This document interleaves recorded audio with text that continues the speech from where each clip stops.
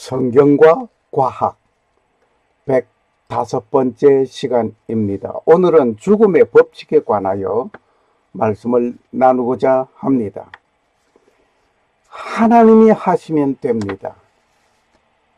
요한복음 11장 25절 26절이 오늘 본문의 말씀이 되겠습니다. 죽음의 법칙. 이러한 말이 있습니다. 경쟁은 생존의 법칙이 아닌 죽음의 법칙이다. 좀 어려운 말을 좀 쓰게 됩니다. 경쟁은 생존의 법칙이 아니라 죽음의 법칙이다. 허리춤까지 자란 풀을 긴 낫으로 추수하는 풍경에서 옛 사람들이 죽음을 떠올린 것은 풀이 농부의 낫지를 피해갈 수 없듯이 인간이라면 누구나 그 죽음을 피하지 못한다 라는 말도 있습니다. 죽음이란 말은 사람의 목숨을 잃는 것, 일반적으로 심장 기능이 완전히 정지 상태를 말하고 있습니다. 하버드 대학교 도서관에 있는 글입니다. 내가 헛되이 보낸 오늘은 어제 죽으니까 갈망했던 내일이다. 이 말은 의미심장한 말을 가지고 있습니다. 내가 헛되이 보낸 오늘을 헛되이 보냈단 말이에요.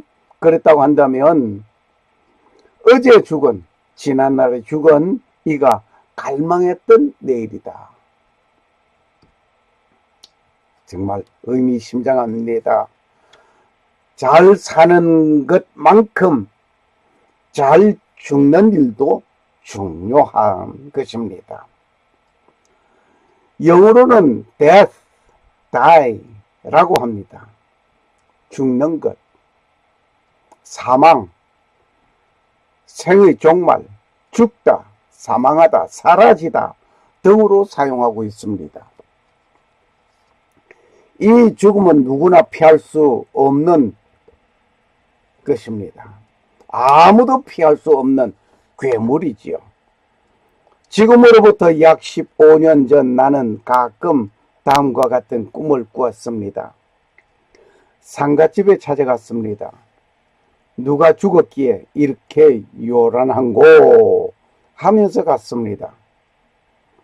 가서 공중에서 그 집에 내려다봤습니다.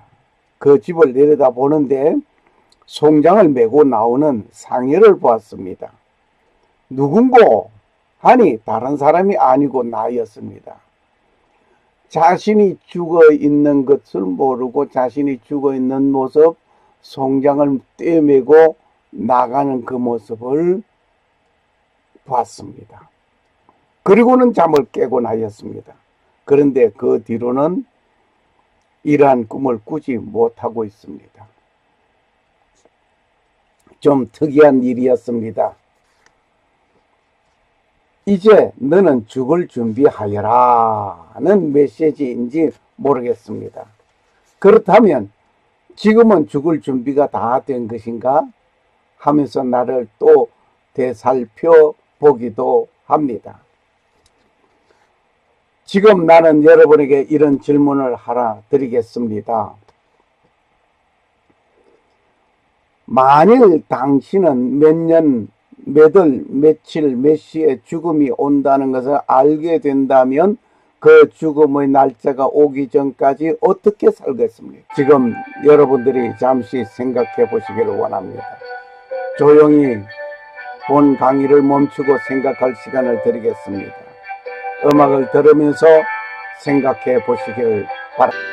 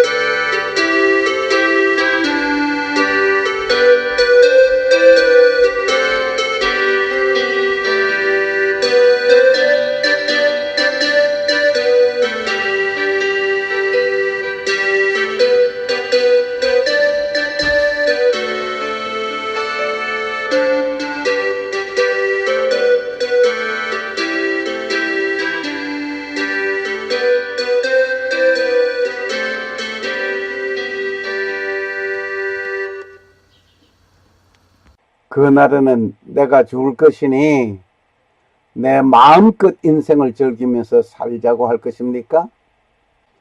지금 여러분은 무엇을 어떻게 생각해 봤습니까? 너는 지금 일주일만 살다가 죽게 된다. 죽음을 예고한 날이 정하여진다면 어떻게 살 것이라고, 죽음을 목도하는 나는 어떻게 이렇게 살 것이라고 생각해 보셨습니까? 그날에는 내가 죽을 것이니 내 마음껏 인생을 즐기면서 살자 할 것입니까? 아니면 죽는 날을 받았으니 그동안 사람답게 살지 못하였고 부족한 점이 많았는데 남은 시간을 멋지게 아름답게 살면서 부끄럽지 않는 삶을 살아야 하겠다. 그렇게 생각하십니까?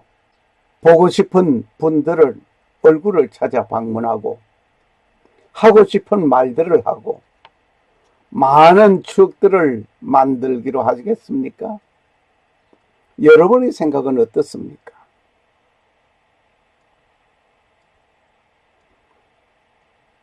오늘 본문의 말씀을 읽겠습니다. 예수님께서 가라사대 나는 부활이요 생명이니 나를 믿는 자는 죽어도 살겠고 무릇 살아서 나를 믿는 자는 영원히 죽지 아니하리라.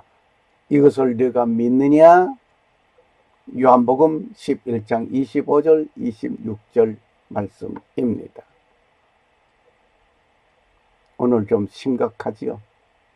제목부터가 너무 무겁습니다. 죽음을 논하고 있다 보니 마음 무겁습니다. 그러나 오늘 이후에 우리의 삶은 어떻게 해야 될 것인가를 깊이 생각해 봐야 하겠습니다. 예수님은 부활이요 생명입니다. 죽음이란 말이 신약 성경을 기록한 헬라어로는 다음과 같이 말을 하고 있습니다. 다나토스, 헬라어로서는 다나토스라고 하는데 죽음에 관하여는 두 가지 뜻을 가지고 있습니다. 육체가 죽는 것을 말하는 한편 영원히 죽는 죽음을 말하고 있습니다. 다시 다른 말을 한다면 육체의 죽음과 영원의 죽음, 몸에서 영혼이 분리되는 죽음을 말하는 것은 육체의 죽음이라고 합니다. 또 저에게 이르되 내가 진실로 너에게 이르노니 여기 사는 사람 중에 죽음을 보지 않고 죽기 전에 하나님의 나라가 권능으로 임하는 것을 볼 자들도 있느니라. 마태복음 9장 1절 말씀입니다. 내가 확신하노니 사망이나 생명이나 천사들이나 권세자들이나 현재 일이나 장래 일이나 권능이나 높음이나 깊음이나 다른 아무 피조물이라도 우리를 우리 주 예수 그리스도 안에 있는 하나님의 사랑에서 끊을 수 없으리라. 로마서 8장 38절 39절 말씀입니다. 하나님의 사랑을 죽음이라는 거인이 온다고 할지라도 끊을 수 없는 것입니다. 왜냐하면 내가 육신의 죽음은 일순간이기 때문입니다. 영원하지 못하기 때문입니다. 다음 성경 말씀은 영원한 죽음을 말하고 있습니다.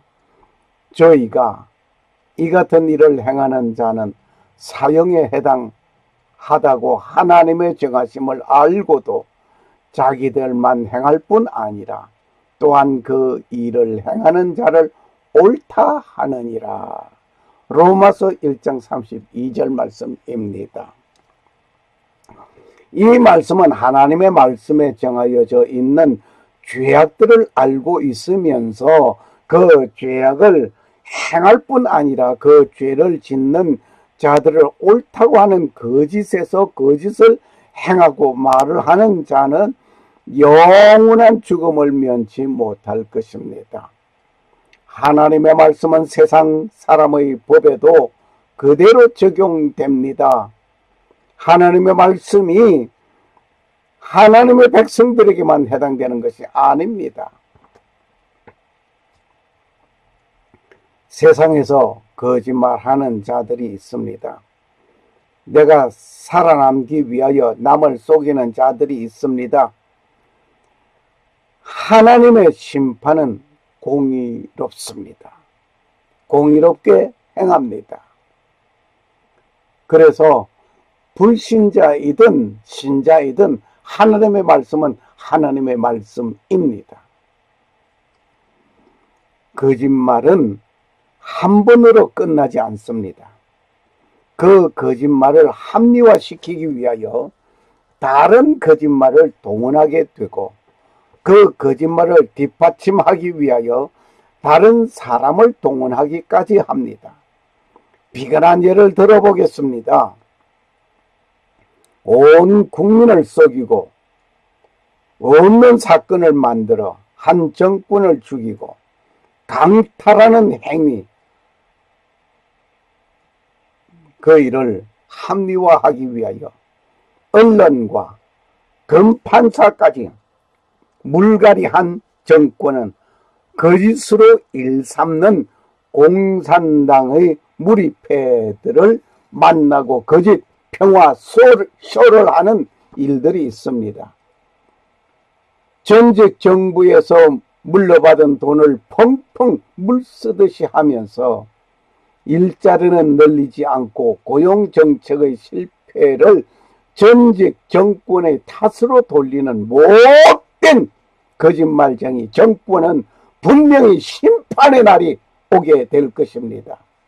지금 문재인 정권을 말하고 있습니다. 자세하게 말하지는 않겠습니다. 그럴 시간을 위한 것이 아니기 때문입니다. 누구는 말을 할 것입니다. 하나님의 말씀을 하면서 정치 이야기한다고 핀찬을 줄 것입니다.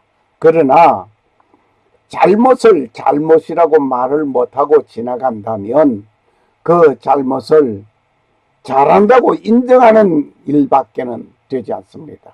바로 로마서 1장 32절 말씀과 같은 것입니다. 다시 한번 읽겠습니다. 저희가 이 같은 일을 행하는 자는 사형에 해당하다고 하나님의 정하심을 알고도 자기들만 행할 뿐 아니라 또한 그 일을 행하는 자를 옳다 하느니라고 그랬습니다.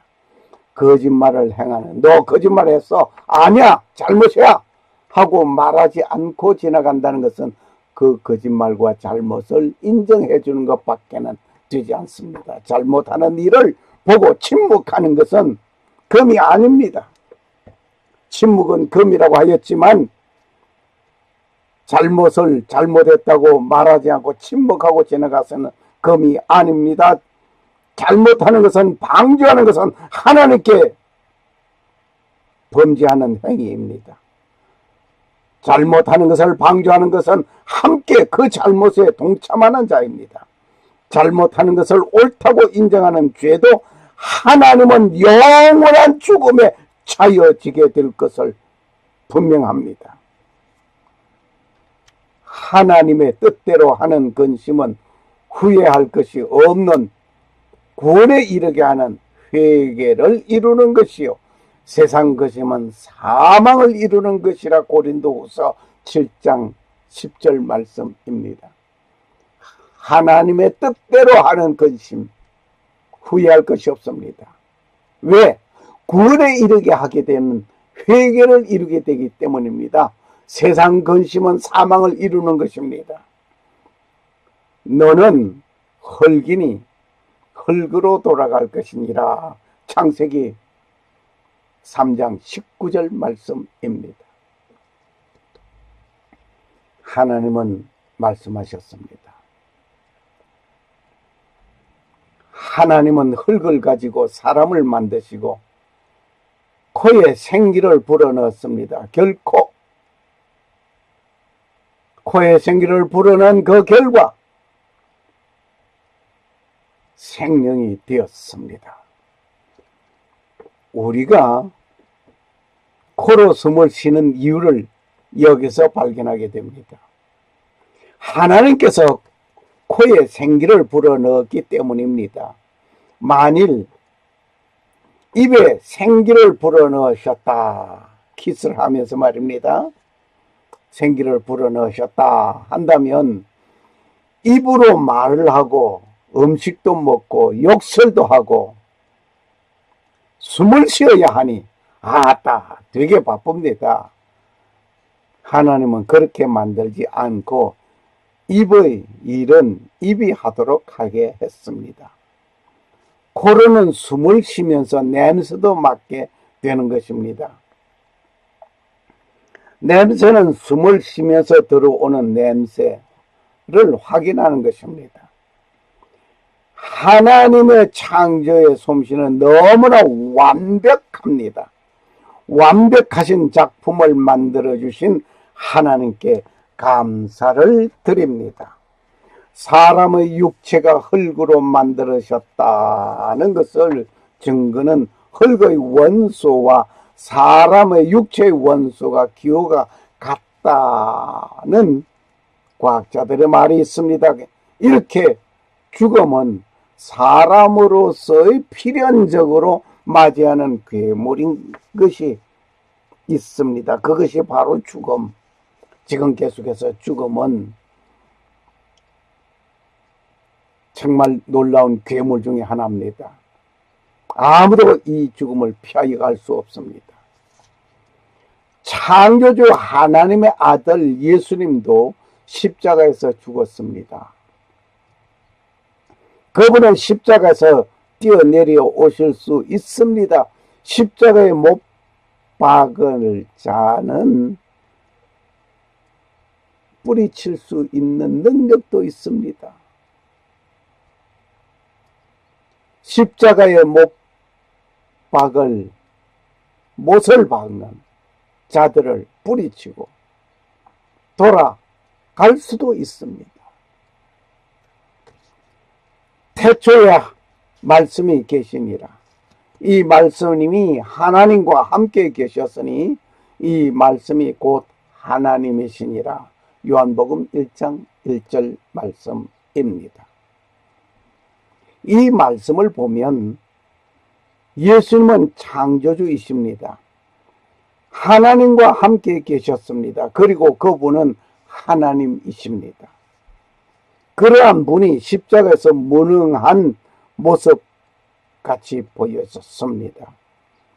십자가를 지시기 전날 그분은 내 뜻대로 마옵시고 아버지의 뜻을 내세우면서 자신의 능력을 행사하지 않고 자신의 의지를 버린 자였습니다.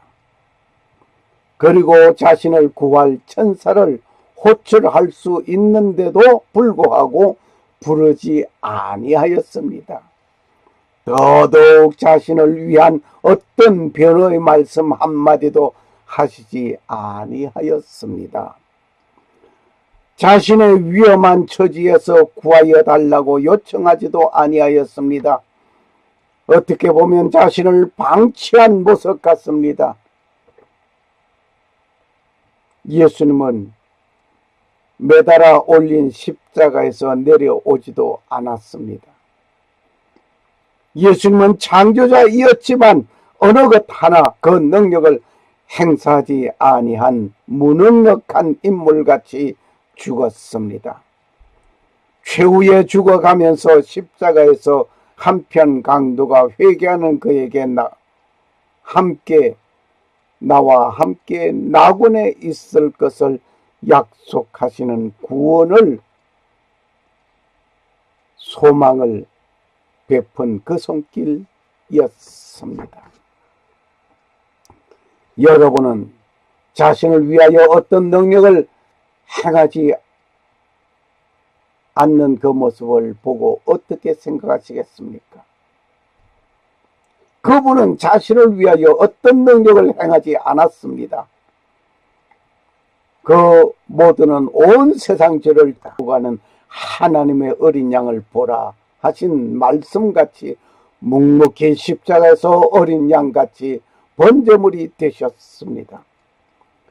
피 흘림이 없은즉 사함이 없노라 하신 그분의 말씀이 이루어졌습니다. 그분은 나를 용서하시기를 위하여 친히 영원한 속죄물이 되셨습니다. 그분은 나를 구원하시기 위하여 아버지의 뜻을 이루시기 위하여 무능력한 처럼 그러한 무능력한 자처럼 행하셨습니다.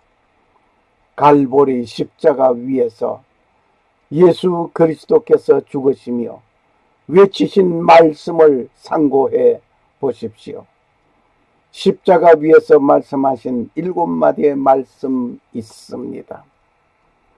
그분은 아버지여 저들을 사하여 주옵소서.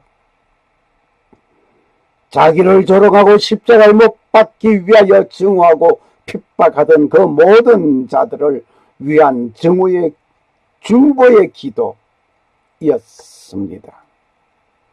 그리고 십자가 위에서 죽어가면서 회개하는 한편 강도에게 하신 말씀, 오늘 나와 함께 낙원에 있으리라. 죽음을 목도하면서 영원의 내세를 소망을 보여주었습니다. 여자여 보소서 아들이니이다. 육신의 생모에게 남은 생을 요한에게 부탁하는 극진한 효성을 보게 됩니다. 어머니는 천사의 말을 듣고 얼마나 놀라셨습니까? 어머니, 보라, 처녀가 잉태하여 아들을 낳을 것이라는 말씀에 놀라신 어머니는 핏덩이를 헤롯의 무서운 칼을 피하여 애굽으로 피난 가시던 어머니는 많은 유대의 어머니들의 울음소리가 천지를 진동하던 그때 그 일을 아시는 어머님이었습니다. 어머니는 아들의 더러운 귀신 들렸다는 소문이 들렸을 때에 어머니는 아들이 더러운 귀신 들렸다는 그 소문을 듣고 아들을 찾아오셨는데 누구든지 하나님의 뜻대로 하는 자가 내 형제요 자매요 어머니라는 말을 들을 때 어머니는 어떠하셨습니까? 그 아들이 어머니의 면전에서 이렇게 죽어갑니다. 어머니, 이 아들 때문에 수많은 아이들이 죽임을 당하였습니다. 수많은 어머니는 울었습니다. 이제 사랑하는 제자 요한에게 어머니의 마지막 여생을 맡기는 순간의 모습입니다. 엘리 엘리 라마 사박다니.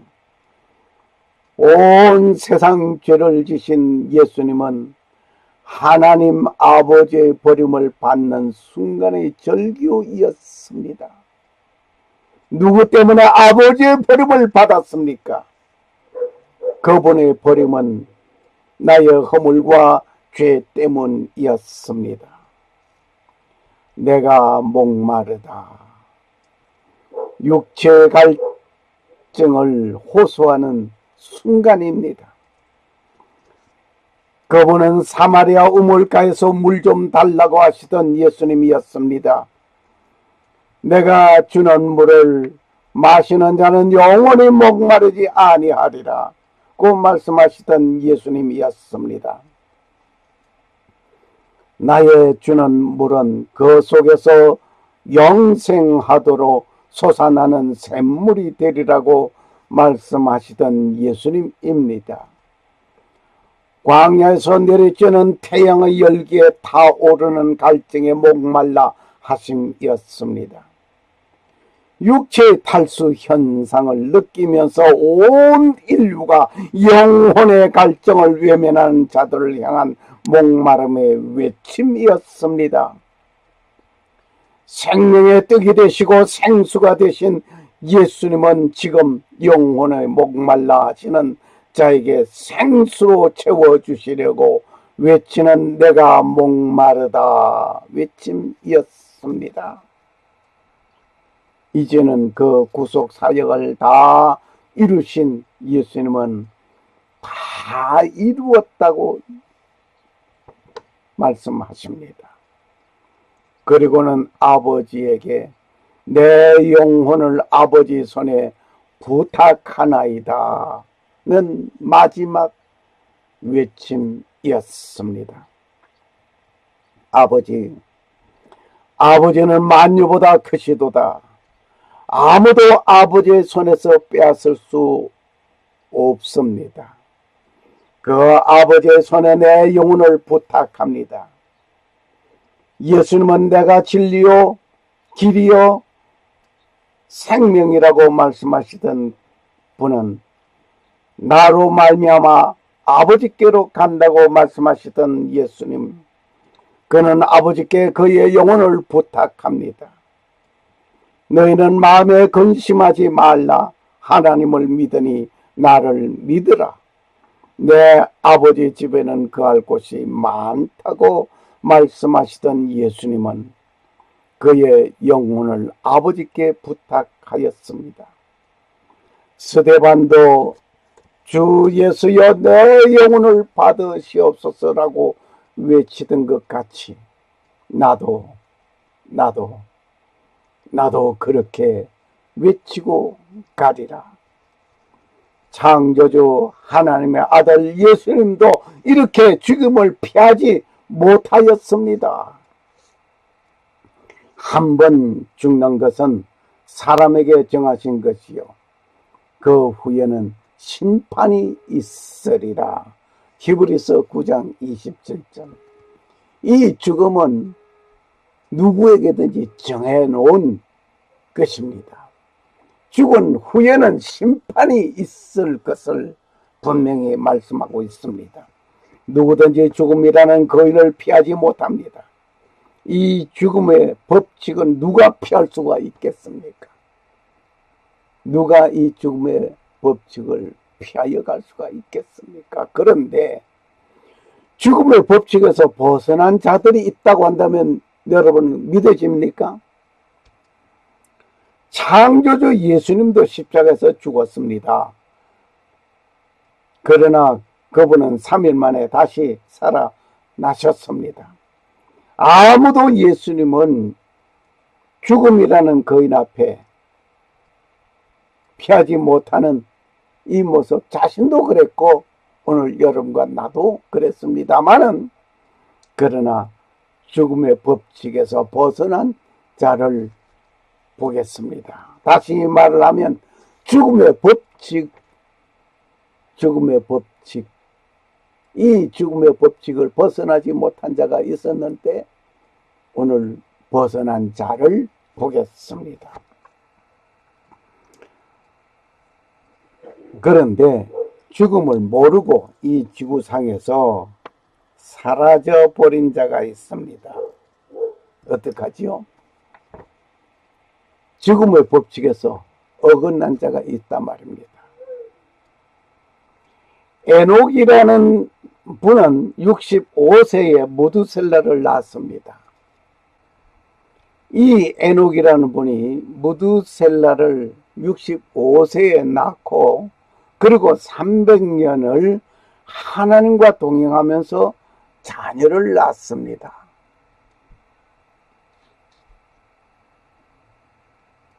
놀랍지 않습니까? 이 에녹이 하나님과 동행하더니 하나님이 그를 데려가심으로 세상에 있지 아니하였더라. 창세기 5장 21절에서 24절 말씀입니다. 다시 한번 조명해 보겠습니다. 에녹이 65세에 무드셀라를 낳았고 그러고 나서 300년 동안을 하나님과 동행했다.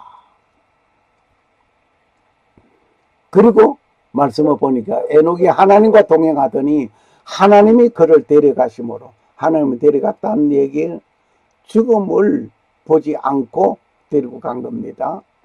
그리고 세상에 있지 않았습니다.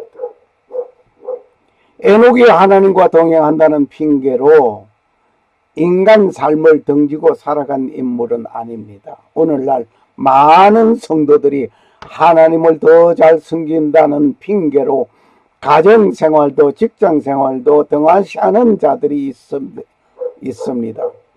에녹은 그를 하지 아니하였습니다. 65세에 무두셀라를 낳고 300년 동안 하나님과 동행하면서 무엇을 했다?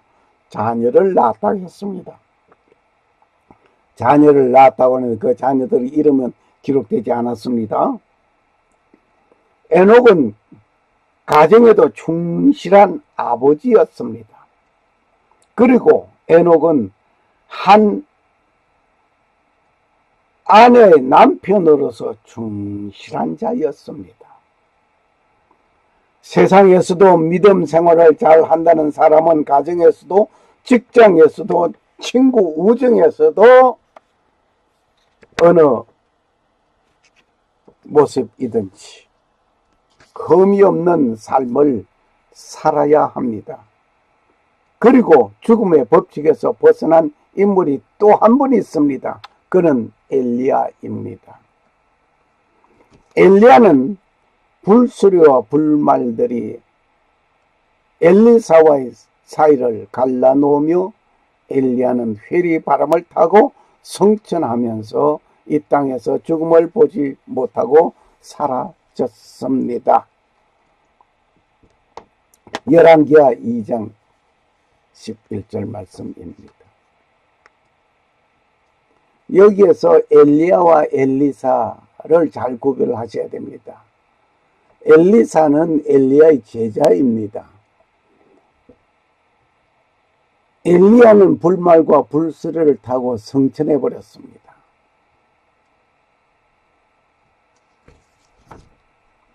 에녹이 죽음을 경험하지 않고 하나님의 부르심에 지구에서 사라진 일과 불말과 불수레를 타고 하늘로 올라간 엘리야의 사건도 인간으로서는 불가능한 일이었습니다. 그러나 하나님은 하셨습니다. 에녹과 엘리야는 이 죽음의 거의를 모르고 갔습니다. 더더욱 놀라운 것은 유대 민족은 그들의 나라 땅을 잃어버렸습니다. 이 유대 민족은 그 나라, 그 땅을 잊어버리고 살게 되었는데 유대 민족은 BC 586년에 세계 각지로 방황하기 시작했습니다. 그러다가 최후의 주후 70년에 예루살렘 멸망과 함께 국토 없는 민족이 되었습니다. 이들은 2534년 말에 독립국으로 자리를 잡았습니다. 할렐루야. 그저 됐겠습니까? 인간의 노력으로 됐겠습니까? 어느 민족이 어느 나라가 멸망된 이후에 2000년이 넘은 2534년 되어서 내 나라 내 땅 국토를 이루었던 나라가 있습니까? 있다면 이스라엘밖에 없습니다. 이 땅은 하나님께서 아브라함에게 너와 네 후손에게 주리라 약속하신 그 땅이었습니다. 놀랍지 않습니까? 하나님이 하시니까 되었습니다. 하나님이 하시니까 되었습니다. 인간 유엔이 한 것이 아니라 하나님이 유엔을 통해서 이루었습니다. 할렐루야. 1948년 5월 14일 이스라엘은 2543년 만에 독립하였습니다. 1948년 5월 14일. 그러나 이스라엘의 수도는 텔아비브였습니다. 이스라엘에 독립한 것은 수도가 예루살렘이 아니었습니다. 하나님께서 아브라함에게 말씀하신 것은 모리아 산에 가서 아들을 번제로 드리라고 한 그 모리아 산에 성전이 세워지고 그 모리아 산에 있는 그 예루살렘, 그것이 수도가 되어져야 되는데 안 됐습니다. 반쪽 독립밖에 안 된 것입니다. 나라 땅은 찾았지만 하늘 말씀이 다 이루어지지 않았습니다. 할렐루야. 오메, 어떡합니까? 하나님이 이루어져야 되는데, 하나님의 말씀이 이루어져야 되는데, 예루살렘이 이스라엘 수도가 되어져야 되는데, 텔아비브의 예루살렘 생각해보면 암담합니다. 반쪽 독립이라고 볼 수밖에 없습니다. 이스라엘이 독립한 지 70년 만에 2018년 5월 14일 이스라엘은 예루살렘이 이스라엘 수도로 인정함을 받게 되는 역사가 이루어졌습니다. 수많은 미국 대통령이 지나갔지만 아무도 감히 이스라엘 수도를 예루살렘이라고 명명하지 못하였습니다. 미국 45대 대통령이 된 트럼프는 정치인도 아닌 부동산 개발 사업가가 2016년 11월 8일 미국의 45대 대통령이 되었습니다. 그리고 다음 해 2017년 12월 6일 이스라엘의 수도는 예루살렘이라고 트럼프는 선언하였습니다. 할렐루야! 그리고 이스라엘이 독립한 지 70년이 되는 2018년 5월 14일 트럼프는 선언한 그대로 예루살렘으로 대사관을 옮기는 일이 되었습니다. 놀랍지 않습니까? 하나님이 하시니까 됐어요. 아무도 이스라엘 수도는 예루살렘이라고 말하지 못해왔습니다. 70년 동안 말하지 못하였습니다.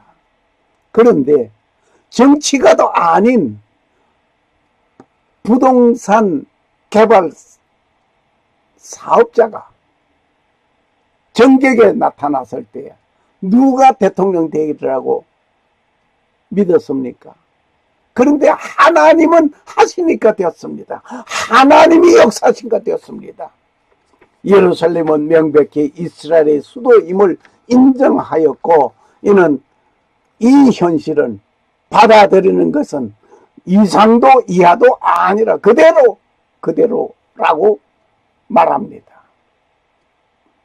트럼프가 예루살렘이 이스라엘 땅이라고 인정했고 선언하면서 예루살렘 이스라엘 수도라고 선언하면서 사인한 것을 오늘 여러분과 우리는 보고 있습니다.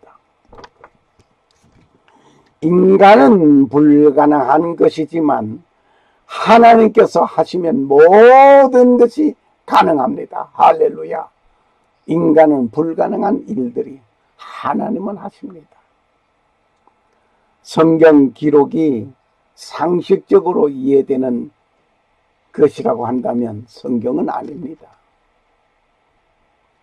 하나님은 말씀하시고 기록된 것이 성경이었습니다. 성경은 하나님의 감동으로 쓴 책입니다. 하나님이 하시면 됩니다. 인간은 불가능하지만 하나님은 하시면 됩니다. 인간은 법칙 위에서 살지만 하나님은 이 법칙 위에 사십니다. 법칙과 이론에 어긋난 것이라고 한다면 이론은 틀릴 수 있습니다. 그렇다고 한다면 실험하고 교정하여 다시 고치면 됩니다. 실험하여 교정하였을 때 법칙이 잘못됐다 하면 다시 교정하여 내놓으면 됩니다. 그러나 이것은 이론이 아니고 실 상황에서 법칙에 어긋난 것이니 무엇으로 답해야 하겠습니까? 죽음이라고 하는 것은, 죽음의 법칙이라고 하는 것은 인간 모두는 죽는다 하는 것이 법칙입니다. 이 땅에 태어왔으면 가야 하는 것이 법칙입니다. 상대성 원리에서 우리가 보지요.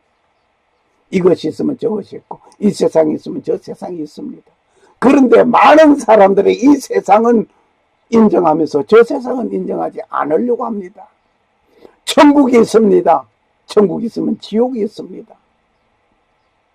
많은 사람들이 천국은 인정하면서 지옥은 인정하지 않으려고 합니다. 지옥은 없다고 하는 사람이 있습니다. 누가? 목사가 그런 사람이 있습니다. 이러한 것은 실상황입니다. 어떤 죽어야 하는데 죽음을 벗어난 일이 있다. 그 법칙이, 이것은 법칙에서 어긋난 것입니다. 어떻게 무엇으로 답을 할 것입니까? 과학도들에게 이 사건을 믿게 하는 방법이 무엇입니까? 우직하게 하나님의 말씀이니 믿으라. 그렇게 하시겠습니까?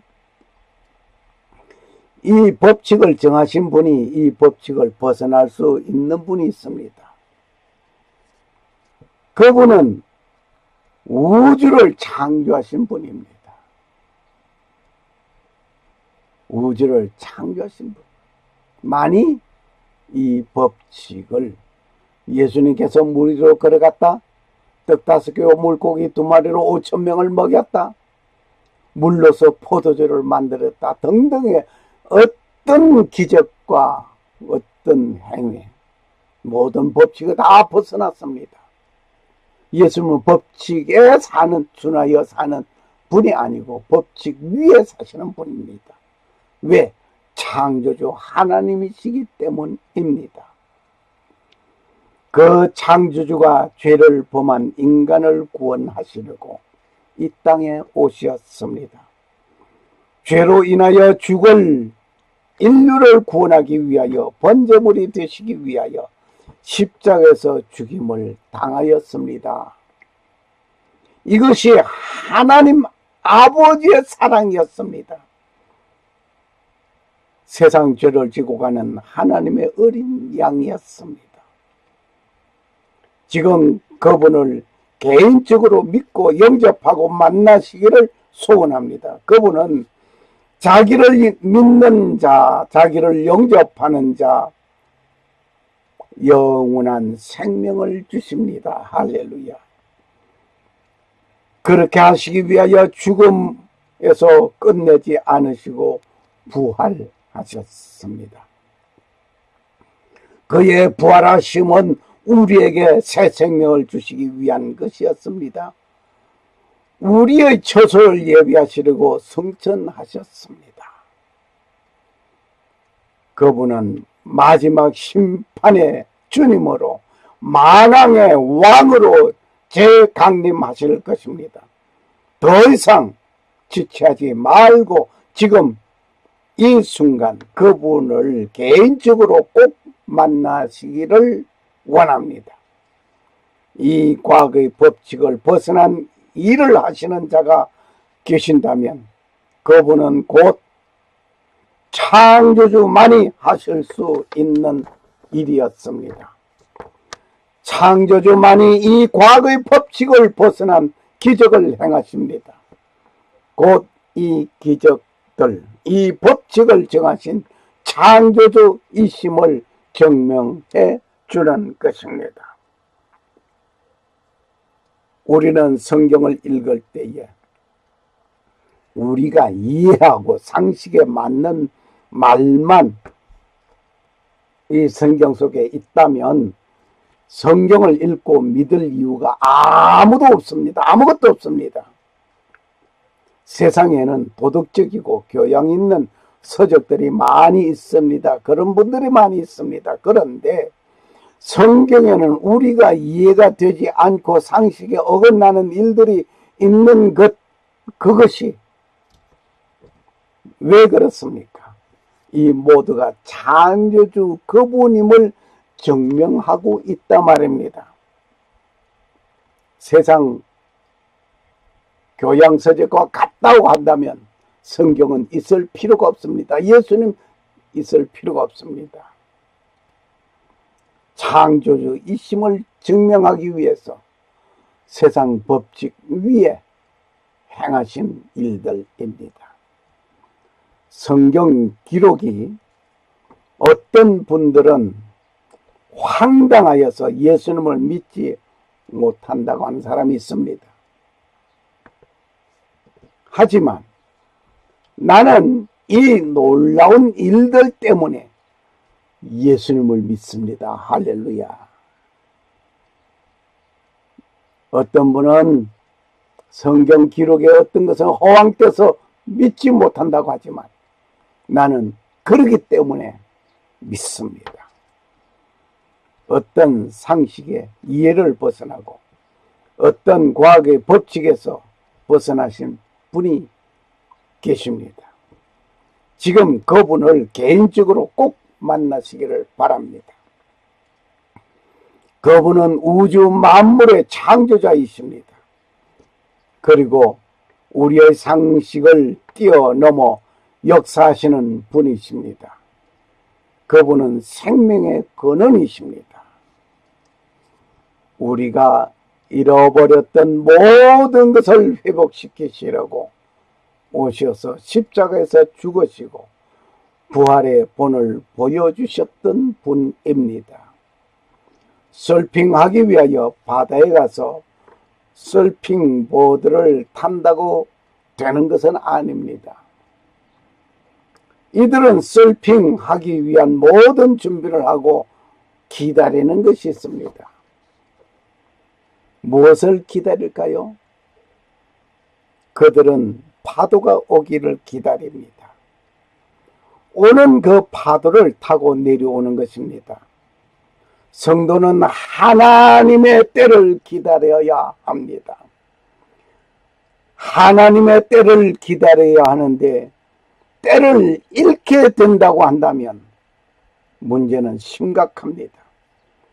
때를 잃게 되면 아니 됩니다. 천년을 하루같이 기다리시는 하나님, 하루를 천년같이 기다리시는 하나님,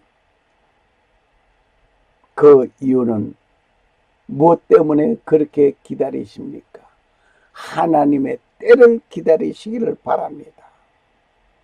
그 이유는 모두 구원 얻기 위한 하나님의 뜻이 있단 말입니다. 사랑하는 자들아, 너희는 하루가 천년 같고 천년이 하루 같은 이 한 가지 일을 잊지 말라. 주의 약속은 어떤 이의 더디다고 생각하는 것 같이 더딘 것이 아니라 오직 너희를 대하여 오래 참으사 아무도 멸망치 않고 다 회개하기에 이르기를 원하시느니라. 베드로후서 3장 8절 말씀입니다. 이제 구원의 때를 기다리는 자가 되시기를 원합니다. 앞에서도 말씀을 드렸습니다.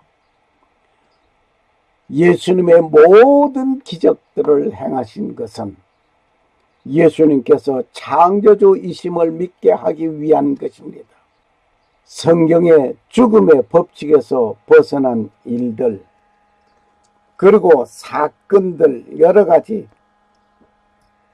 화학 반응의 법칙이라든지 불익의 법칙이라든지 질량 보존의 법칙, 어떤 법칙에든 벗어난 일들, 이 기록들은 창조주 하나님이 모든 법칙 위에 계신다고 하는 것을 믿게 하기 위한 것입니다.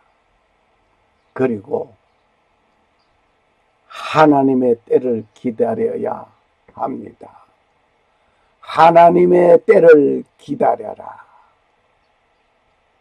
모든 것은 하나님이 하시면 됩니다. 이제 그 창조주 하나님을 믿고 구원의 때가 이루어지기를 원합니다. 그리고 하나님이 하시면 됩니다. 샬롬. 감사합니다.